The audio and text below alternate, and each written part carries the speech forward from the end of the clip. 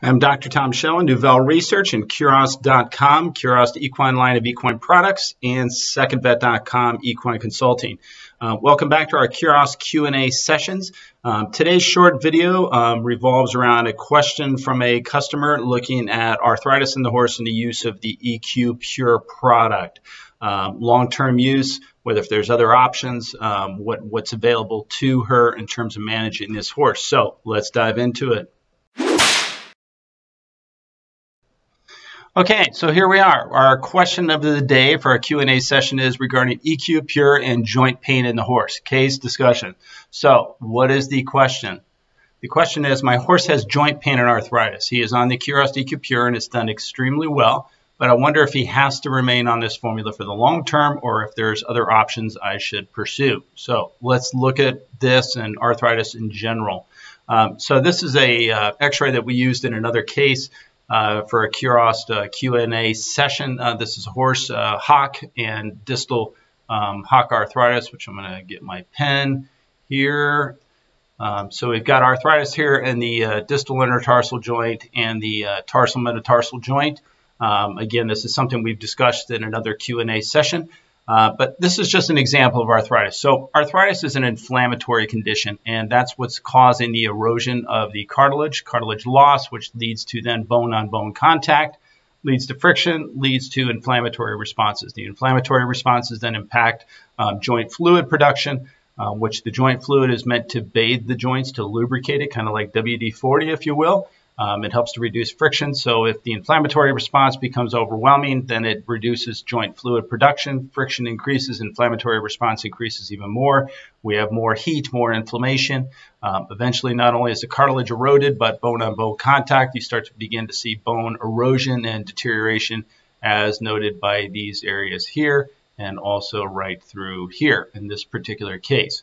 So that's what arthritis is. Arthritis is basically it's inflammation of the joint by definition, and it's a situation to where the body is perceiving a instability, and the body is attempting to respond by producing stability. So it's kind of like having a joint where we've got two bricks, if you will, on top of each other, and if we put nothing between the two, there's instability. You know, it'll rock back and forth, it'll rock back and forth. And that's kind of the situation in arthritis. And so due to deterioration, degeneration of the joint, it becomes more and more unstable. So the body is trying to lay down new calcium and bone formation, bone spurs, osteophytes, etc., to act like mortar between those two bricks to stabilize it. That's what the body wants to do. Now, unfortunately, what the body wants to do is not always conducive to what we want to do. So, you know, if a horse has got this type of situation in a joint, well, that's going to inhibit to a certain degree movement of the joint, flexion, extension, and therefore performance of that animal. If we have arthritis in our wrist or on our hands, you know, it's going to influence our ability to do things, from gardening to computer work to playing a musical instrument. So that's what the body's trying to do, and ideally in the long term it will succeed if given the opportunity. But again, it's not really conducive to what we are desiring. So our question is can we intervene in this situation and slow this process down and maybe even inhibit it or improve it? So why do horses' joints deteriorate or degenerate? All joints degenerate as a result of the inflammatory process being too high in relation to normal body defense mechanisms and recovery mechanisms, meaning that the body has an ability to repair itself and to fight off the inflammatory response and free radicals. But when we end up with a degenerative type of situation, that means that the inflammatory response or the toxins, the inflammatory response, the free radicals is too much for the body to handle, normal recovery mechanisms. So it creates a problem. And so therefore the degenerative response wins. Therefore, anything which accelerates or instigates this inflammatory process, I'm going to emphasize that, will lead to joint deterioration in the horse or degeneration in the horse. Joints that are overly stressed by work, flexion, extension, instigate the inflammatory response. So this is, you know, horses that are competing, barrel racing, reining, hunter jumpers, even dressage, other, you know, stressful disciplines that are putting excessive stress upon those joints. You're going to instigate or fuel that inflammatory process. Joints which are stressed by conformational flaws, toed in, toed out, base narrow, base wide, things along those lines put inherent increased stress upon joints. So as we stress the joints, if the body's not able to counteract that stress in terms of the inflammatory response, oxidative, and keep it under control, you will end up with joint deterioration. Joints which are stressed by improper balance, foot balance and trimming. This is a really big one, at least in my experience. So anytime we have a joint that is degenerated or experiencing osteoarthritis, one of the biggest things that we look at is the feet, because the feet will be impacted. Either they're going to be a primary problem, meaning that there is an imbalance that led to stress on the joint, and then to degeneration, or because that joint is degenerating, then the foot is traveling improperly, or the horse is compensating, which then leads to a secondary foot imbalance. So either way, the feet are looked at and evaluated and balanced and trimmed, because either they're contributing primarily or they're contributing secondarily. Joints which are previously infected or injured are also predisposed to deterioration and joint disease.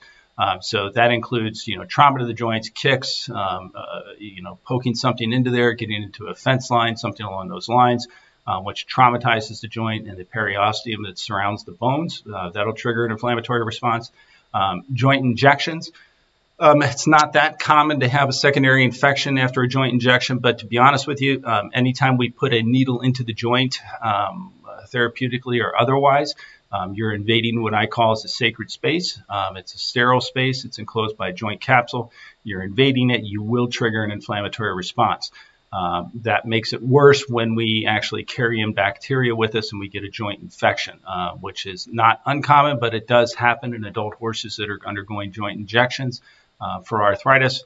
Also common in foals with failure of passive transfer, things along those lines, and we'll end up with joint infections. And then long term, those guys are predisposed to degenerative joint disease or arthritis. Your goals as an owner for joint pain management.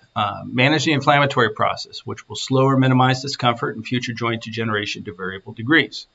Herbs are extremely beneficial when it comes to the inflammatory process and management, with some herbs being more potent and effective than others when it comes to bone health. You must also manage other contributing factors, which include the excessive stress upon the joint. This means that exercise patterns are altered. If we have a horse with a hock that is impacted by lower degenerative joint disease, that horse may not be able to perform the patterns that you're looking for. So maybe you need to alter them in some way, shape, or form, or the exercises or training regimen that you do, alter them to decrease the stress upon those joints.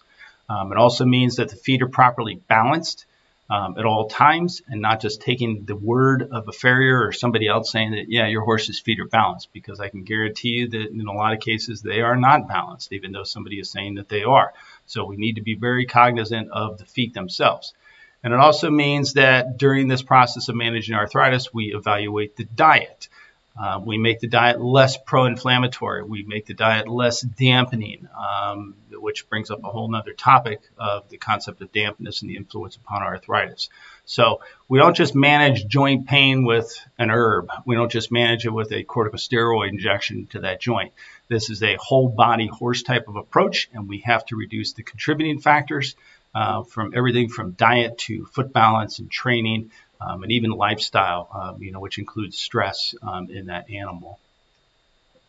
So conclusions. Joint conditions can readily be managed with herbal formulas such as the EQ Pure or even other Cur-OST herbal blends. The question that arises is which formula is right for your horse, and this is dependent upon the degree of damage done to that joint at that point in time and how many outside factors you're willing to manage or capable of managing. Formulas like the EQ Pure are fairly potent, as is the EQ Implement formula. Many horses are on these formulas long-term with no issues, but in truth, they likely could be reduced down to a formula such as the EQ Plus if other factors are managed. Some horses have such a significant degree of joint damage present that they do require the potency of the EQ Pure or the EQ Implement long-term, and that's fine. Keep in mind that in the world of alternative medicine, the concept of dampness, and this is a biggie again, dampness, and digestive health are often at play with arthritic conditions. Therefore, formulas which target digestive health and reduce this dampness can play a huge part, such as the EQ Trigut. And that's why we often run this formula along with it. And this is why I say that probably over 90% of all horses have gut issues. Even though we may not see them evidently, this is playing a huge role, digestive health and the dampness. So in terms of the ultimate question, the EQ Pure, it's perfectly fine to run in the long term. The ultimate question is whether the horse needs it in the long term. Owners that are using it for the long term, years and years on end, which we've had, it's fine if it's working. But if you're looking to downgrade, looking to reduce your cost, looking to to minimize the intervention, you have to control other factors. And so in a lot of the horses that we do consulting work on or ask questions about, the other factors, everything from diet to proper foot balance, is not being addressed. And so these horses are continuing to have high levels of inflammation. Thus, they need pretty potent formulas. And the EQ Pure and the EQ Inflammate are probably our two most potent blends out there for helping to manage that inflammatory response. In terms of arthritis, the bone repair is a fantastic formula.